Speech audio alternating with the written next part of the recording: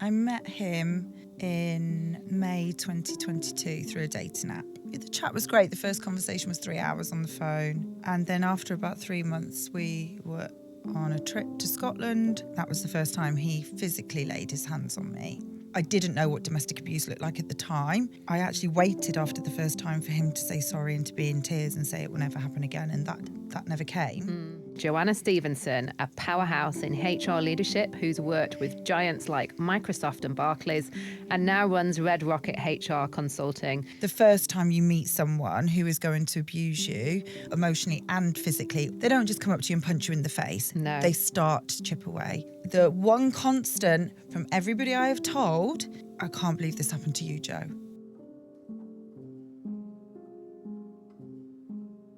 Hello, my friends. Hello, darling. I mean, we've always joked that our WhatsApp chat should really be on a podcast. Yeah. We've known each other for 20 years and we actually met each other through our, well, now ex-husbands when we were in our early 20s. And I guess dating was wildly different back then because there wasn't really social media. I don't think Facebook had launched by then. There wasn't any app, so I think dating back then was just meeting people at a pub or through a friend of a friend or at a party or, it's a wildly different landscape, wasn't it? Completely. And actually, just as you were speaking, I was thinking, we didn't even have WhatsApp then. No. So how did we communicate? I don't know how we actually did communicate. Yeah, was it on our Nokia phones? Oh, yeah, on Nokia and all the things that we needed to talk about at the time because we were both dating these two guys that worked in the same company. And yes. You'll remember many trips we went on where we were sharing the same trials and tribulations. But yeah, I think when I think back to, obviously we met in Bristol where I was dating my now ex-husband. I don't think we even talked about dating. No. I don't think we even used the language dating. No. This is my boyfriend. Yes. This is my partner. Yes. And that for me, how many times have I said to you on a podcast or voice note, I can't cope with these rules. I just want to be, I've met somebody, we're having a good time, but now there just seems to be so many rules that I actually don't think I'm wired for. You're right, because back then, like 20, 25, 30 years ago, and especially for people like us in our 40s, it's just such a different landscape. Now we've got social media and Google to do our due diligence. We've got all the apps. There's all these rules around when you go exclusive, when you bring up kids and sex chats and and it's quite a lot of head fuckery, really, isn't it? Yeah. And people have the opportunity to go window shopping. So, Yeah. or see what's out there still, because back then, if you went on 2 or 3 dates and you quite liked someone, you would just keep on going on dates with that person. You wouldn't be going out scouting again, like, oh, what else can I get right now, just in case. You kind of did like, okay, well, let's see where this goes. But nowadays, if you get to dates 2 or 3, most of the time people have concurrently dating 2 or 3 other people to make sure that they've got a backup plan if this doesn't go according to plan, or this guy or this girl doesn't like me, or I find out that they're not right for me. So there's a whole different dynamic in today's dating world as there was 20 odd years ago. And it's quite exhausting. Exhausting, at times soul destroying, at times it can make you question your sense of self. Most times actually just hilarious and what the actual fuck has just happened. Yes. And I think, we've talked about having FBI skills. Wait until you have a daughter that is also then seeing names pop up on your phone, and then they're doing their own due diligence and they're asking you, are you dating somebody? And that's a whole other topic. But exactly as you say, you meet someone, you go on a date, this feels good, whether you go for a coffee or a drink. And then there's all these rules and all of us are imparting them on each other. Wait for him to ask you for the next date, but make yourself vulnerable, but don't be too vulnerable. Yeah. Be guarded, but don't be too guarded, or you're going to scare them away. You're going to make yourself not look available. Don't text them first. And if you do, definitely don't double text. and all this other terminology. This, if he hasn't replied within this amount of time, is this a start of a slow fade? And we have this device in our hand that actually I think becomes quite consuming in a space where by the very nature of it, you do become vulnerable. And then even those conversations, the very first one, whether it's an app, you're doing it or you meet someone, what are you looking for? Yeah. And you don't really know someone until really about 3 or 4 months in. Yeah, because we're all wearing a mask. And you're trying to make decisions on whether this person is right for you after 3 or 4 dates, and trying not to get too invested, trying to stay detached, but then you need to give something and open up. And it's just, it's confusing. Yeah, be authentic, but don't be too authentic. As we've talked about how, they say the mask stays up for no more than 3 months. We're all on our best behaviour when we start a new job or when we meet new friends. But at the same time, we want them to know the real us. And then, as I said, this whole notion of what are you looking for? Well, I know what I'm looking for. I know that my marriage didn't end because I wanted to be single for the rest of my life. I would like to be in a relationship, clearly with the right person that accepts all of me as I am and as I grow and as I change.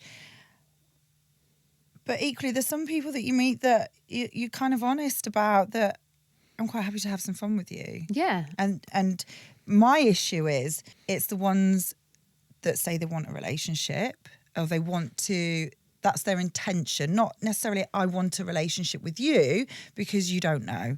No. You've got to spend all that time working out whether your values align, you actually make each other laugh, you turn each other on, you have fun, etc., etc. But my intention is to see that this could go into a relationship. And that's why I just think there's a lot of BS out there. Yeah. And I think when you come from an authentic place where you communicate in a quite articulate, succinct way, because you know what you want, whether that's a relationship or whether it's something casual and you just want to have fun, it's thinking, is that other person really being honest and true with what they're saying? Are they on a rebound? Do they really want a relationship? Like, what do they really mean? And we don't really know that until a few weeks or months in terms of their intent.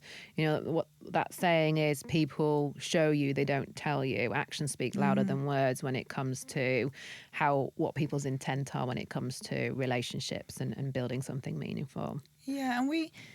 in the same way with ourselves, we never really know what's going on behind closed doors. But I think as well, the whole, look, let's be honest, you and I have both had our experiences, as have other friends, that with the apps, there are people that have gone on those apps because they had a bust up with their partner last night. And they go on those apps and they fill out the perfect profile and they start chatting to you, and then they get themselves into something. There's a lot of people out there who are not really sure what they want. You don't really know what their intent is on these apps. And that's why it is a bit of a tricky landscape to navigate if you don't have a cloak of resilience and if you don't have a strategy and asking the right questions early on in terms of what they're looking for and trying to weed out the good, the bad and the ugly. But even when you do ask the right questions, I feel like there's a real skill, and I sound really cynical, but that people have become really skilled. So going back to what you said around when we in our 20s, we were dating, we didn't have social media to tell us how to respond to every single scenario in dating. No. So we can, a bit like the weather, if we're going somewhere, we might look at 5 weather forecasts, and the one that gives us the right answer, that's how the weather's going to be on that trip. No, the weather is going to be what the weather's going to be. And it's the same with Instagram in particular, and clearly the algorithms are picking up on everything we're talking about, so I can have a conversation with you, and the next thing, do this if your man's ghosting you.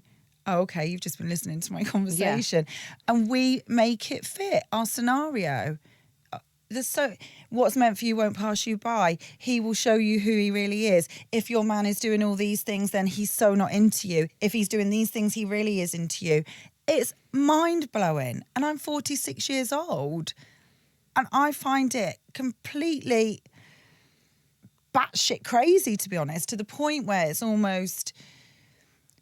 I just want to step away from it. And I sound like my parents, well, back in the old day. But back in the old day, you did meet someone through a friend or through work or in a bar. And then you just figured it out. Yeah. But now we have so many interventions, and all of us have become armchair experts as well. Let's face it, I impart my advice on you, you give it to me, and we overanalyze, and then we have other friends in the mix until we get to probably what we want to hear. And it still ends up being the way it does, and we still end up having to cry and a glass of wine or not, or laugh and say, phew, what a lucky escape. So you're 46, 47 next year. And how long have you been divorced for?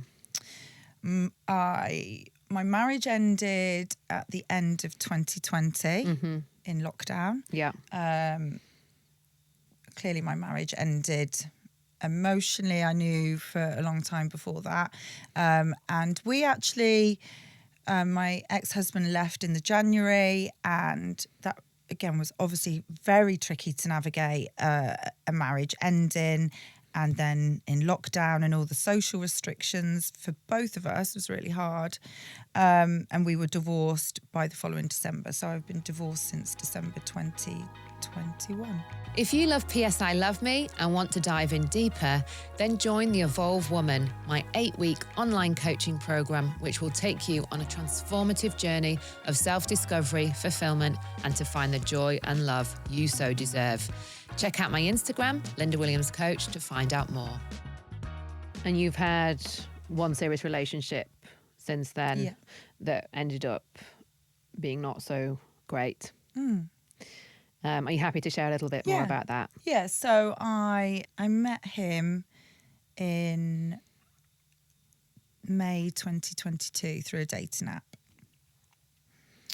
And interestingly, he was the first person, because I'd been going through apps, I'd been on some dates and I'd had some laughs with you and other people about some of these dates, but he was one that it matched back, and I took 3 days to message him back or make contact. And then when we did, the chat was great. The first conversation was 3 hours on the phone. Wow, we spoke the whole way. So what's the universe telling us here?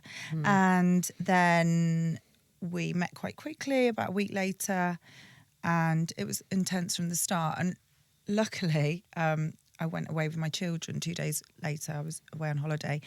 And I did start to say to you and other friends, he's quite full on. It was all quite fast.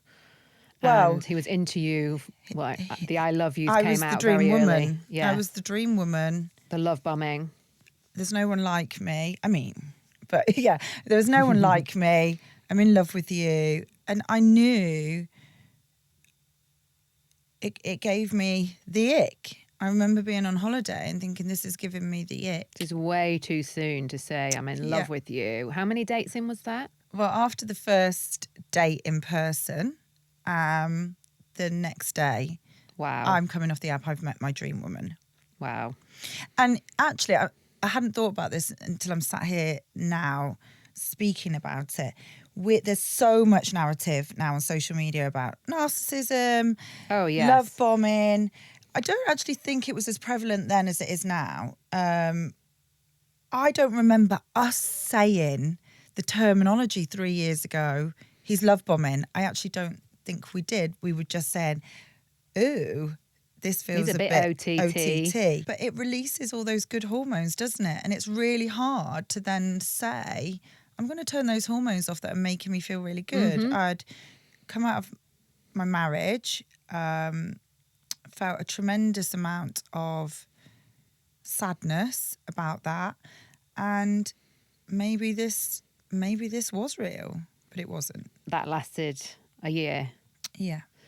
Until you said enough. Yeah. Yeah. Because of the abuse. Yeah. Yeah. So that relationship it was intense, and I thought I'd found my forever man. And then after about 3 months, we were on a trip to Scotland, and that was the first time he physically laid his hands on me. And I just kind of whilst I was shocked, I kind of put that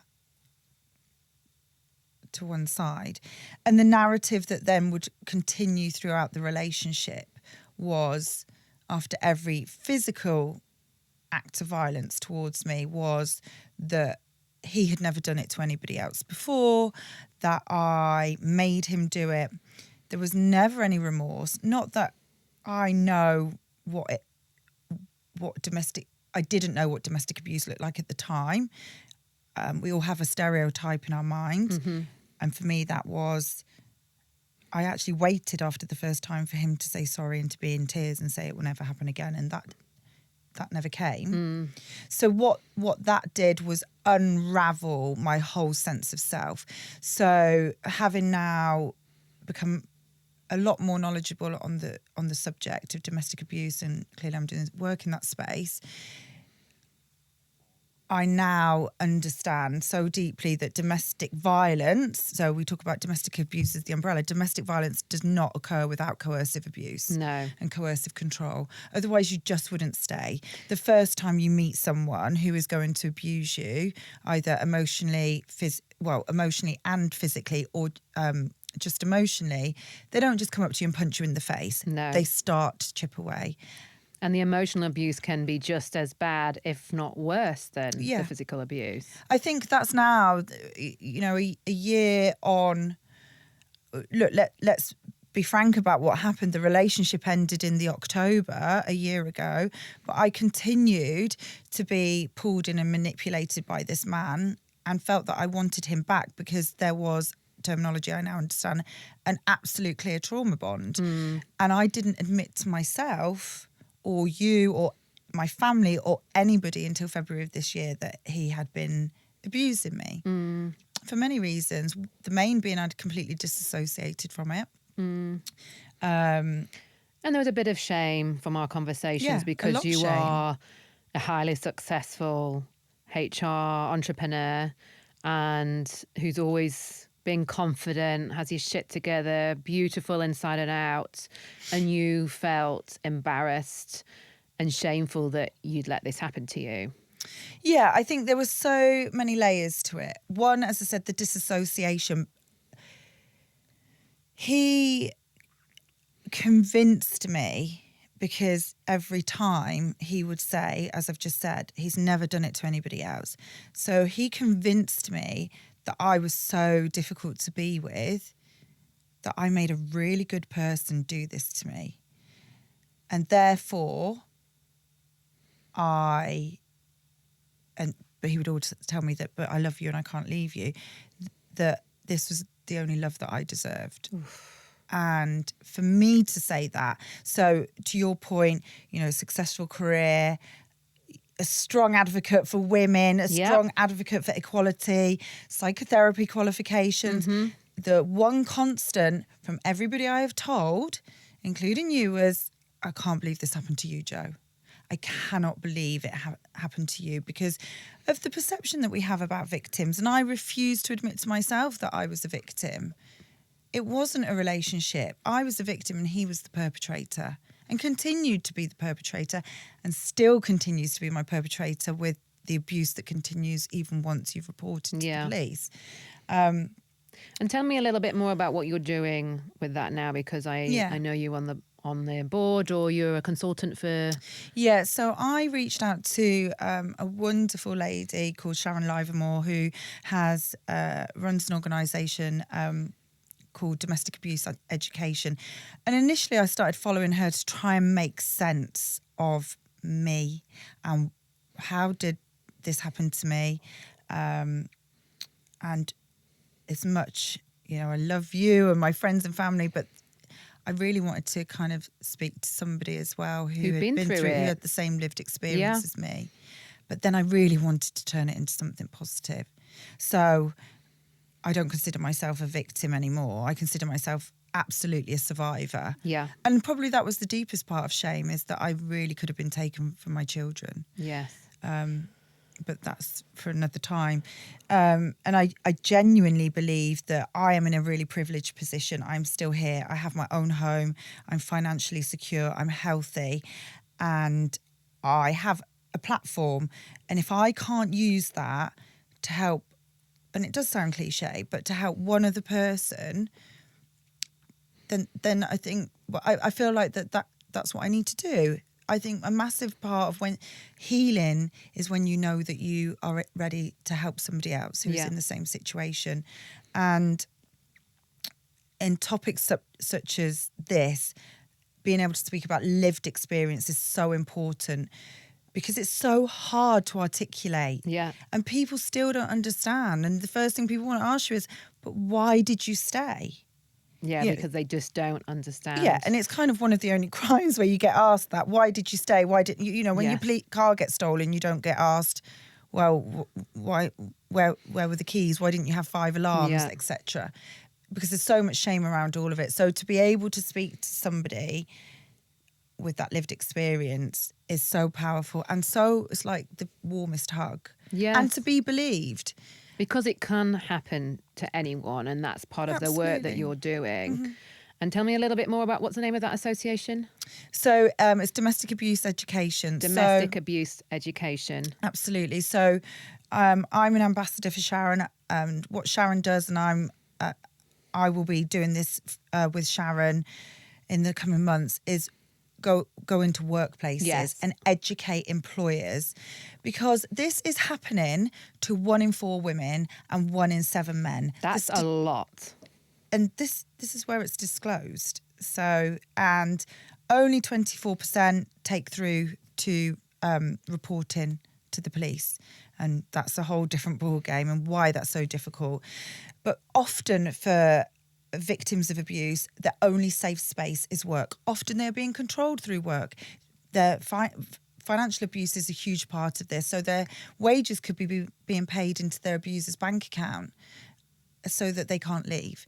But often it's their only safe space in work. So what Sharon and her organisation do is educate employers of signs to look for, but more importantly, because we're not asking people to be detectives.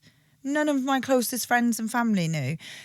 But we're asking employers, if you have a well-being agenda and if you're serious about it, this has to be on your agenda, because it is happening Yes. in your workplace, or somebody in your workplace is a perpetrator. Yeah. And that's a terrifying thought.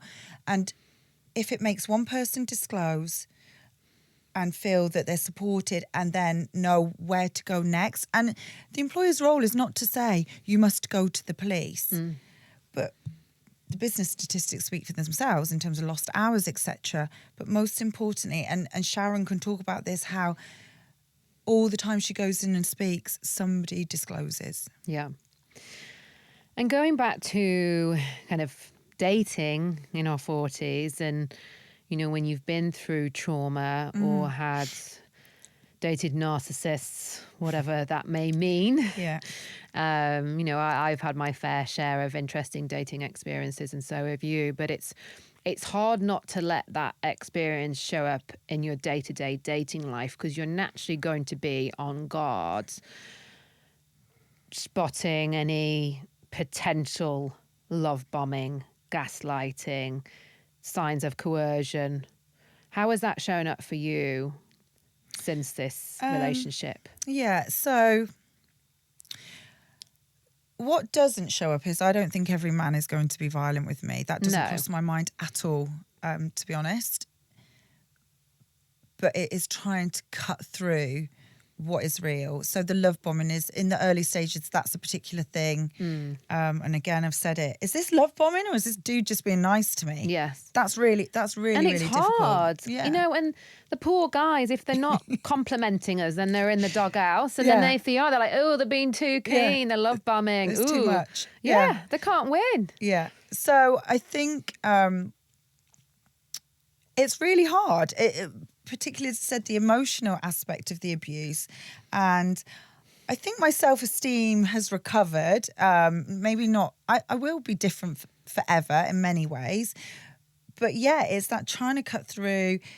Is this going... I definitely don't think this person is going to be my next abuser. No. I really don't think like that. But am I being love bombed? Is this a potential narcissist?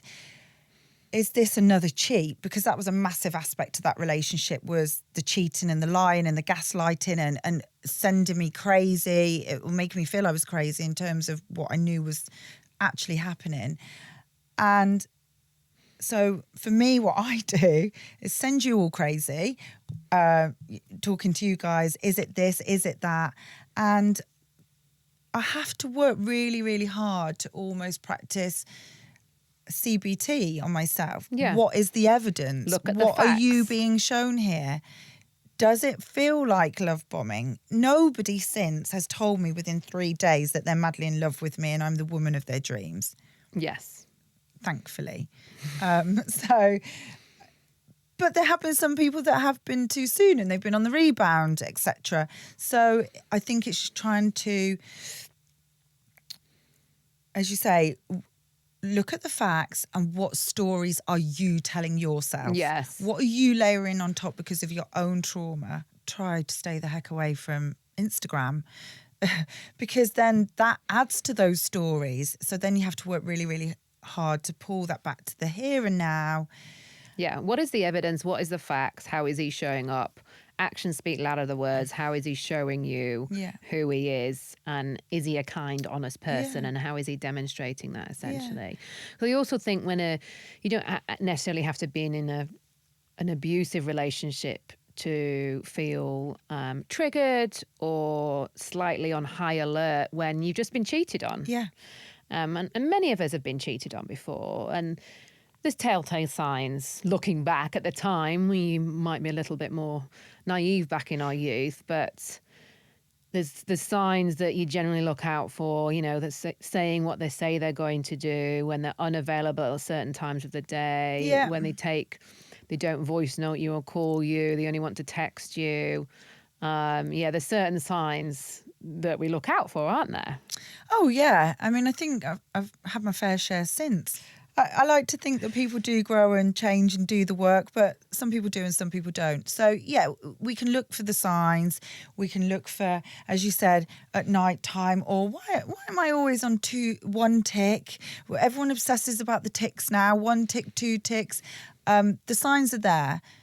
And once we step away, we can see it. And unfortunately, to your point earlier, I often think, am I the first pair of shoes or the one that they're going to check out on the way on the shopping trip? Yeah. So, we go in, we're looking for a pair of boots. Well, they look like they're the ones, but I'm just going to go to 10 other shoe shops and then I'm going to come back. Yeah. And that's where we always say to each other, they always come back after ghosting because they're trying on all the different pairs of shoes.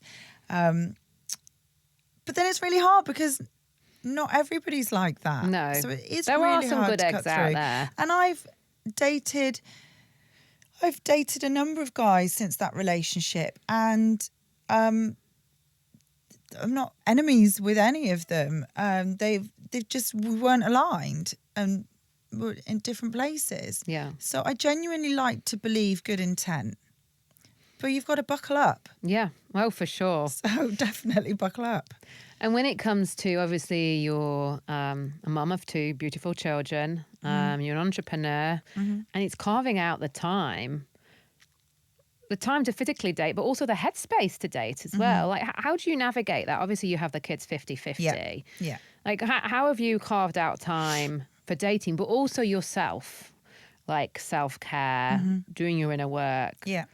Since the abusive relationship. How do you juggle that? Yeah, I mean, look, let's be honest. The first 4 to 5 months after that relationship ended was a complete mess, and I didn't look after myself. But now, having kind of moved past that and in a really positive space, 50% of the time I'm with my children, and then I think people have this perception, you get 50% of the time off from your kids. That's so cool. But what you're trying to do then is catch up where you've been solo parenting. So I'm not a single parent. They have a dad who is as much a parent as I am to them. But you've been flying solo in that time. So in this 50%, that is when you manage your dating, you're managing to try and catch up on work stuff, life stuff. For me, and my children are of an age now where they're not small, so they don't need me on them the whole time. So I can do my fitness stuff when they're at school. I can do it on the way to school. I can nip out whilst they're in bed because they're old enough to be left on their own. I'm lucky as an entrepreneur and having my own business. I will work sometimes late on a Sunday night or get up earlier. I don't have to be within office hours. You have that flexibility. So that flexibility allows me, I often will go on dates during the day. Yeah. I can come and see you for coffee at 11 o'clock. And then clearly when I'm not with my children is then when I see my friends, although I clearly see my friends when I'm with my children as well, because a lot of them have kids and like you come and stay with us and other friends come and stay. But the time when I'm not with my children, but then they love going to stay with their grandparents. I'm not so, oh my gosh, you must not go out for a drink with someone because it's your night with your kid. My kids love being with their grandparents. Yes, our time I'm very protective of. But sometimes I might go out for a drink on a Friday night. But the pre-coffee date's always a good idea, though, because you're not swapping precious time with your kids for the first date that could not be potentially great. And we say this for everyone, don't we? Like, the coffee date is like the date where you decide whether you actually want to go on a first date with someone or not. Yeah. So we're all for coffee dates, aren't we? Yeah, fan.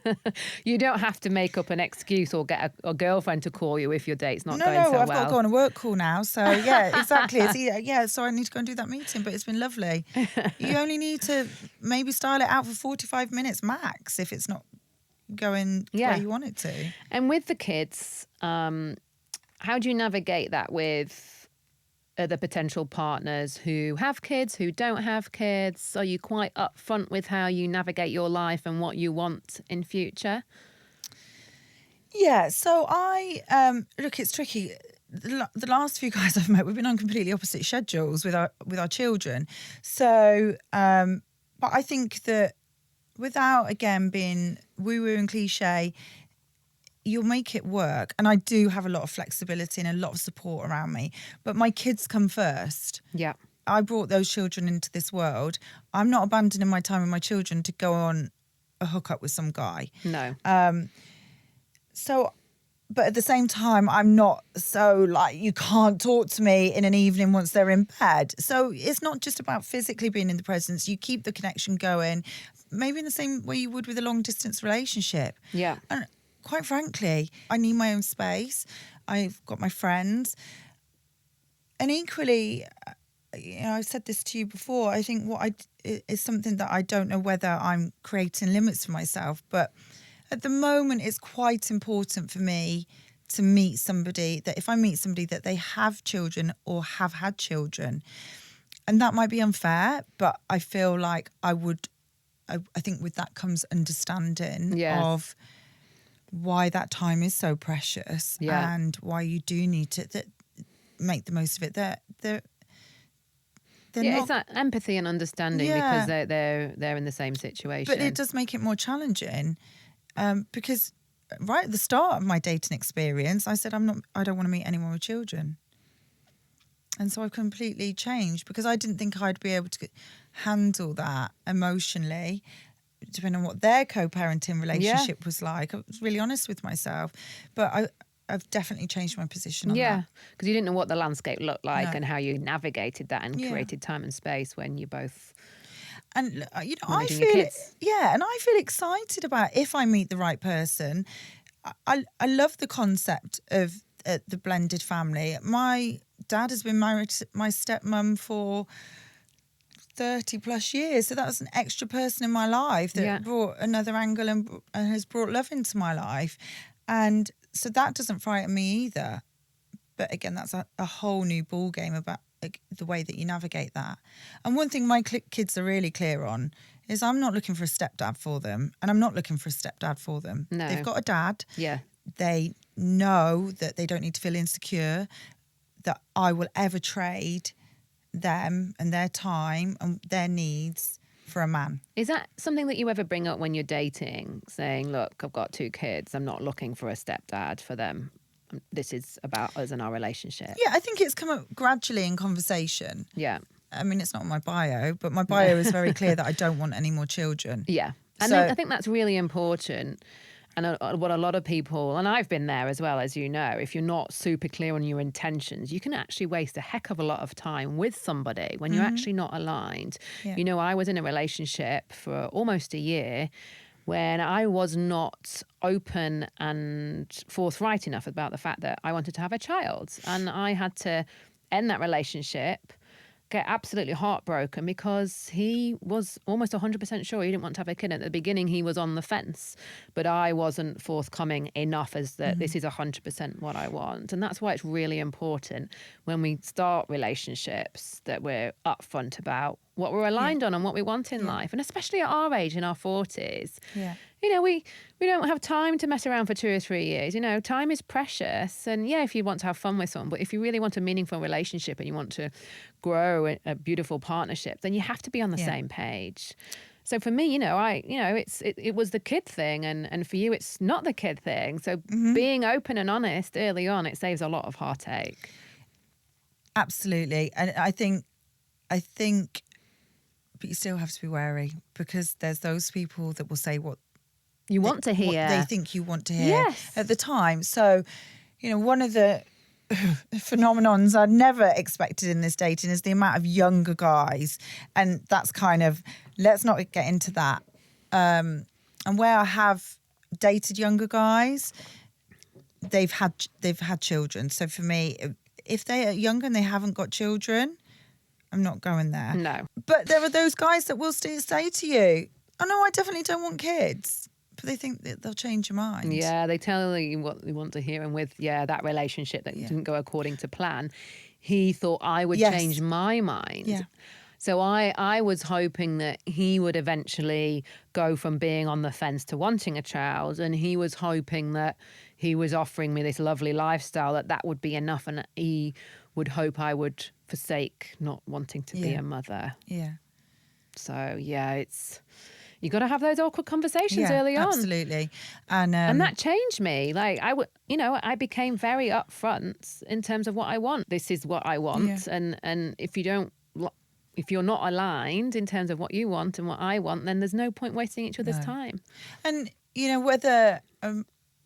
I remember us talking at the beginning about the way you would navigate that, and you saying how you were going to navigate that conversation, because it is tricky. I think more tricky from your side of, I want children, because you could be talking to someone that's going, hang on a minute, we've just had a few chats. But it's how you say it. Exactly. It's how you position that. But at the same time, if that's going to repel somebody, great. Yeah. And you don't have to say, hey, dude, time's ticking. I've got another couple of years left before those eggs are... Yeah. It's more like, hey, just checking that you did read my profile properly. I want to have a child at some point. I've got my eggs frozen. I'm open to adoption. I know this is a bit weird to bring it up, but I just don't want to waste your time or my time. So if that's not on your agenda, no problem. It's been really nice to chat to you. Mm-hmm. So if you position it like, I don't want to waste your time, it's not just mine, but your time as well. Like, what's the point? But let's face it, I think a lot of people don't read those bios properly. Because the amount of people that... Mine is very clear.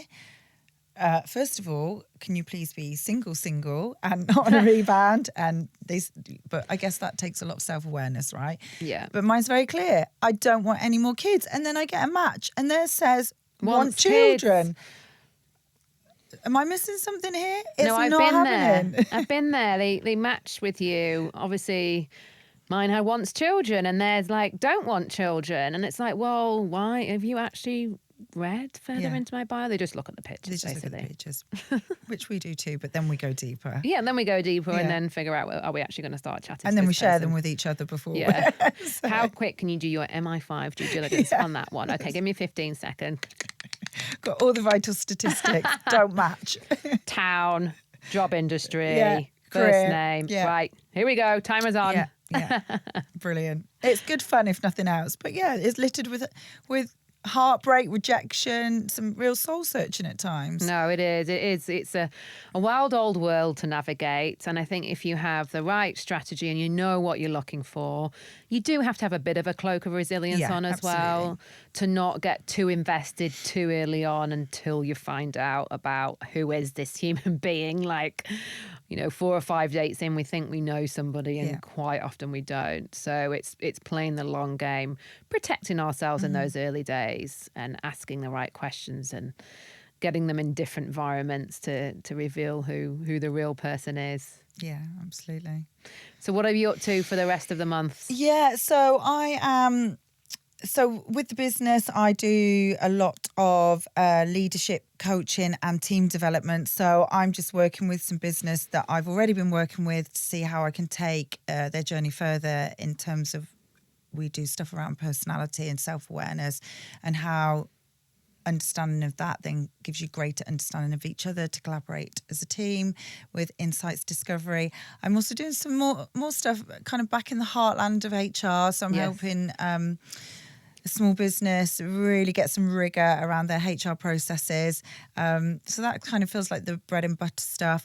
More work with Sharon and domestic abuse education, which clearly is a point of passion for mine. Yes. But yes, I consider myself, and of course, always out there trying to get new clients, get new business. It's always a hustle, right? Yeah. But I consider myself to be very privileged that I can work that around my family, my personal life. Well, there'll be some more news to share in the new year on what you'll be doing and sharing with the domestic abuse education that we'll get into at a later date. But thank you so much for joining me on PS I Love Me.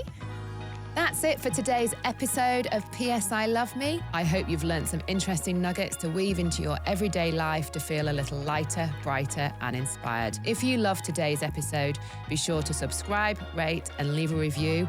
It helps more high-achieving women like yourselves to find us. And don't forget to follow us on Instagram, Lynda Williams Coach, for more daily inspiration and updates.